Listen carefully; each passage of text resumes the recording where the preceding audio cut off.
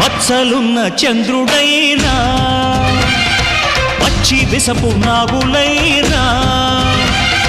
చంతను చేర్చే దేవా మా చింతలు తీర్చగరావా నెర నమ్మిన దైవం నీవే రాయుడా ముక్కోటి వేల్పులలోన ముక్కోపి నువ్వే అయినా ఎలుగెత్తి పిలవంగానే పలికేర ఇంకెవరైనా మా తల్లి తండ్రి దైవం నీవే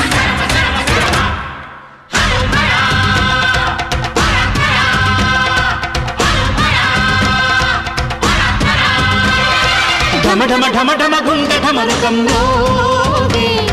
గణ గణ గణ గణ గొంతు గంటగా మారే